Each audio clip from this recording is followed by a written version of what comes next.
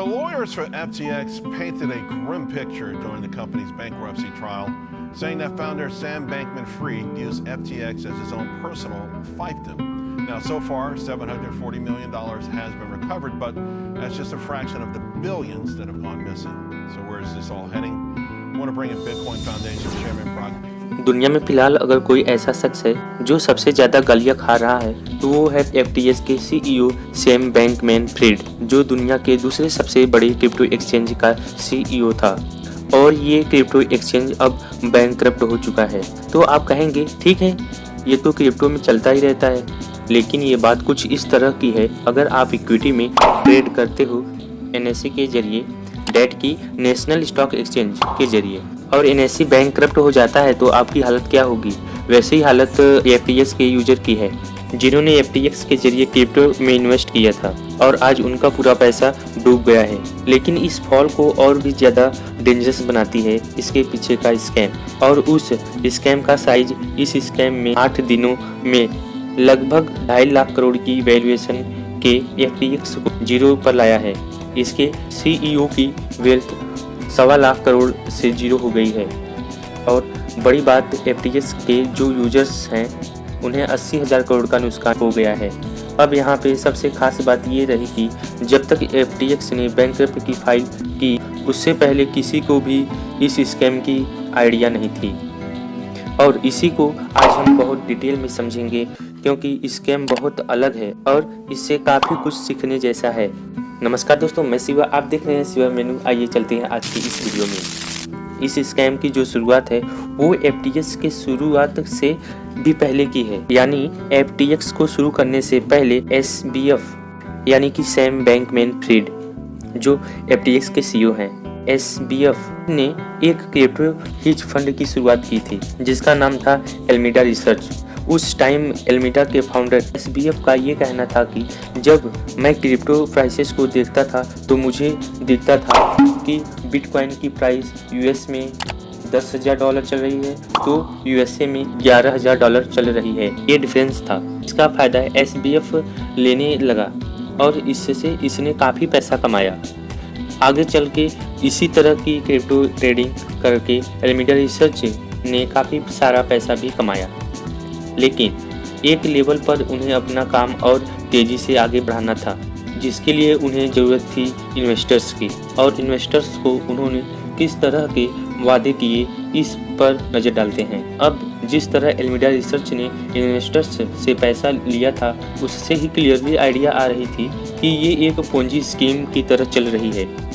यहाँ पर उन्होंने लोगों को 15% एनुअल फिक्स रिटर्न का वादा किया था। साथ ही ये कहा था कि यहाँ पर आपको मिलेंगे high return with no risk. साथ ही जो भी पैसा इन्वेस्टर्स से ले रहे थे उन्हें कहा कि इसकी कोई भी डाउन साइड नहीं है, हमें पूरा कॉन्फिडेंट है कि हम अपना पैसा इंटरेस्ट टाइम टू टाइम आपको पे करेंगे।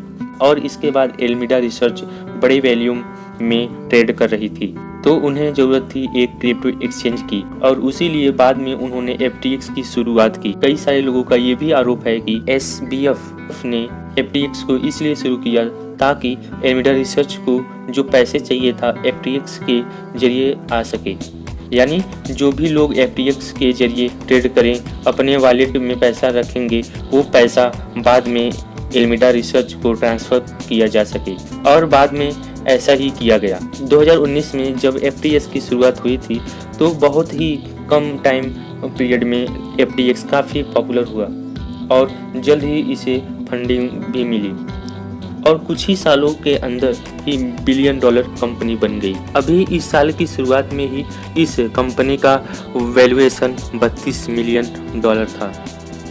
इनोवेटिव मार्केटिंग कैंपेन और अपनी खुद की सक्सेस स्टोरी के बल पर SBF भी पॉपुलर बन गया और FTX भी काफ़ी पॉपुलर बन गया था।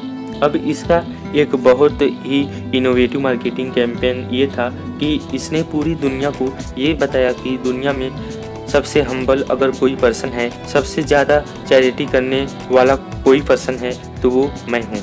मैं अपनी पूरी वेल्थ डोनेट करने वाला हूँ। मैं इस चीज़ के लिए डोनेट करूँगा, उस चीज़ के लिए डोनेट करूँगा, पूरी दुनिया को बेहतर बनाऊँगा। इस तरह की बातें करके फॉर्च्यून हो, फोर्ब्स हो, दुनिया की सारी बड़ी बड़ी मैगजीन ने इन्हें कवर किया। हालांकि जिन लोगों को लगा कि ये डोनेट करेंगे उन्हीं ने इनके बात पर भरोसा किया और वो FTX के जरिए इन्वेस्ट किए।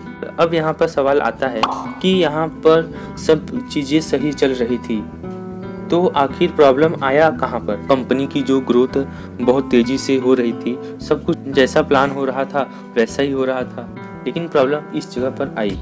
अब कुछ इसके कॉइन टेरा USD और टोकन लूना मार्केट में कम्प्लीटली फेल हो गए, जिसकी वजह से $60 बिलियन का नुकसान इन्वेस्टर्स का हुआ और इसकी वजह से बड़े बड़े हेज फंड जिन्होंने उन पर बेट किया था वो भी फेल हो गए, जैसे कि 3 एरोज कैपिटल। अब कई सारे क्रिप्टो ब्रोकर्स और लेंडर्स ने 3 एरोज कैपिटल में अच्छा खासा पैसा डाला था तो उनका भी पैसा यहाँ पर डूब गया और इस तरह से कुछ क्रिप्टो करेंसी के फेल होने के बाद एक रिफिल इफेक्ट शुरू हुआ, जिसमें एक फेलर्स दूसरी चीज़ को फेल करने लगा। तभी जून महीने में बिटकॉइन, एथर और बाकी क्रिप्टो करेंसी के प्राइस भी काफ़ी तेज़ी से गिरने लगी। अब यहाँ पर एल्मिडा रिसर्च ने इनमें से कई सारे क्रिप्टो करेंसी में काफ़ी बड़ी बड़ी पोजीशन ली थी और ये पोजीशन उन्होंने लिवरेज की मदद से ली थी और एल्मिडा रिसर्च की कई सारी पोजीशन के लिए तो FTX के जो यूजर्स थे उनके पैसों का इस्तेमाल किया था और यहाँ FTX का कहना था कि एल्मिडा रिसर्च के कई सारी पोजीशन उधार लिए गए पैसों से की थी और जब उधार लिया पैसा वापस करने की बारी आई तब उन्होंने FTX के यूजर्स के पैसों का इस्तेमाल किया। आपको इस वीडियो में क्या सीखने को मिला, ये वीडियो अच्छी लगी या नहीं लगी, आप मुझे कमेंट करके बता सकते हैं। अगर हमारी वीडियो आपको अच्छी लगी हो तो प्लीज़ चैनल को सब्सक्राइब करें। आज की इस वीडियो में बस इतना ही और हाँ, दोस्तों में शेयर करना ना भूलें।